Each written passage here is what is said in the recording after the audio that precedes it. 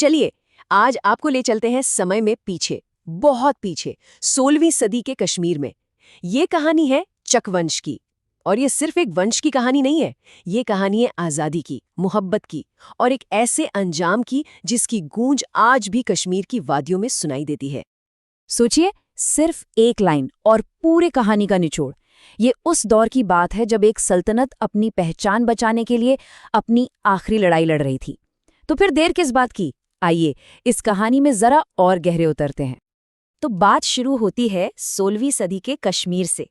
देखिए, उस वक्त सदियों से चला आ रहा शाहमीर वंश, वो ना अंदर ही अंदर खोखला हो चुका था। साजिशें, लड़ाइयाँ, इन सब ने उसे बहुत कमजोर कर दिया था। पूरी घाटी में एक अजीब सी बेचैनी थी, एक राजनीतिक उथल-पुथल, और सत्ता के लिए जो जंग छिड़ी थी, उससे कश्मीर की आज़ादी पर सीधी सीधी तलवार लटक रही थी। और कहते हैं ना, जब अंधेरा बहुत घना हो तभी सितारे चमकते हैं। तो इसी उथल-पुथल के बीच से उभरा एक नाम, एक ताकतवर योद्धा, गाजी शाह चक। उनका एक सपना था कि कश्मीर को बाहरी ताकतों से आज़ाद कराना है, उसे अपनी एक मजबूत, खुद की पहचान देनी है। और वो साल था 1561।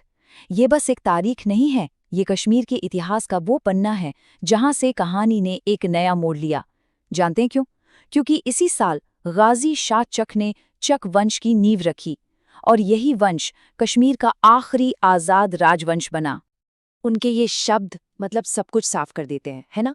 उनका मकसद बिल्कुल शीशे की तरह साफ था।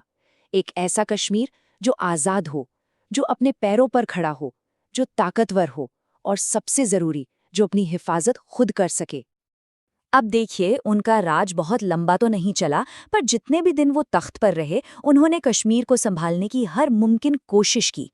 शांति और इंसाफ की नींव डाली, टैक्स सिस्टम को सुधारा, एडमिनिस्ट्रेशन को मजबूत किया। पर सत्ता की राह फूलों की सेज तो होती नहीं है ना। एक तरफ वो ये सब कर रहे थे और दूसरी तरफ दरबार में साजिशें और बॉर्डर पर विद्रोह, ये सब लगातार चलता रहा। गाजी शाह के बाद कहानी थोड़ी बदल गई। उनके जो उत्तराधिकारी थे अली शाह चक, उनके दौर में हालात फिर से बिगड़ने लगे।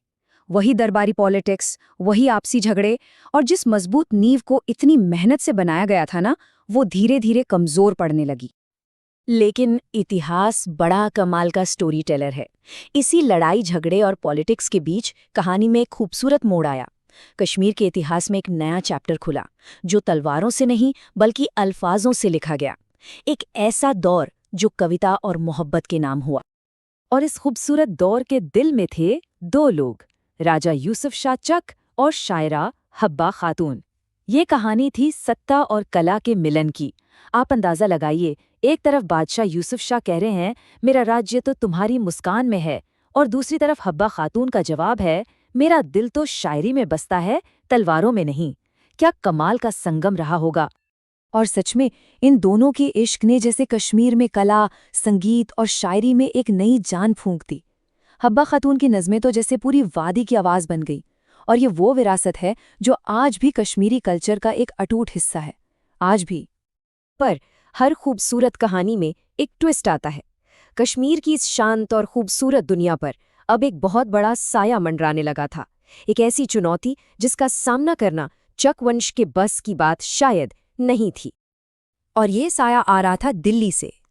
दिल्ली के तख्त पर बैठे मुगल बादशाह अकबर की नज़र अब कश्मीर की इस जन्नत पर पड़ चुकी थी, और उन्होंने तय कर लिया था कि कुछ भी हो जाए, कश्मीर को तो मुगल सल्तनत का हिस्सा बनाकर ही रहेंगे। लेकिन अकबर ने आमने सामने की लड़ाई नहीं की। उन्होंने रास्ता चुना धोखे का। यूसुफ शाह चक को दोस्ती का पैगाम भेजा गया, बातचीत के लिए आगरा बुलाया गया। बेचारे यूसुफ शाह को लगा कि शायद बात बन जाएगी, सब ठीक हो जाएगा। लेकिन जैसे ही वो आगरा पहुंचे, उन्हें धोखे से कैद कर लिया गया। ये वो धोखा था जिसने कश्मीर की किस्मत को हमेशा हमेशा के लिए बदल कर रख दिया। बस इस एक धोखे ने कश्मीर की आज़ादी के ताबूत में आखिरी कील ठोक दी। ये तो तय हो गया था कि चक वंश अब खत्म होने वाला है, लेकिन कहानी अभी बाकी थी। साल था 1586, और इस साल सब कुछ इतनी तेजी से हुआ कि किसी को संभलने का मौका ही नहीं मिला। यूसुफ शाह तो पहले ही कैद हो चुके थे। उनके बाद मुगल फौजों ने कश्मीर पर धावा बोल दिया। हाँ, चक फौज ने बहुत बहादुरी दिखाई, जबरदस्त मुकाबला किया, लेकिन इतनी बड़ी सल्तनत के आगे वो टिक नहीं पाए और इस तरह कश्मीर ने अपनी आज़ादी खो दी और मुगल साम्राज्य का एक हिस्सा बन गया। लेकिन पता है इस कहानी का सबसे मजेदार हिस्सा क्या है? चक वंश का राज वो तो खत्म हो गया, पॉलिटिक्स बदल गई, लेकिन यूसुफ शाह और हब्बा खातून की मोहब्बत की कहानी, उनकी आज़ादी की लड़ाई, उनकी शायरी की विरासत, वो आज भी इतने सालों बाद भी लोगों के दिलों में और कश्मीर की वादियों में जिंदा है। तो आखिर में एक सवाल बचता है, और यह सवाल हम सबके लिए है कि असल में किसी विरासत को जिंदा क्या चीज़ रखती है? किसी सल्तनत की ताकत, उसकी फौज, या फिर एक ऐसी कहानी जो पीढ़ी दर पीढ़ी दिलों में जिंदा रहे? जरा सोचिएगा इस बारे में।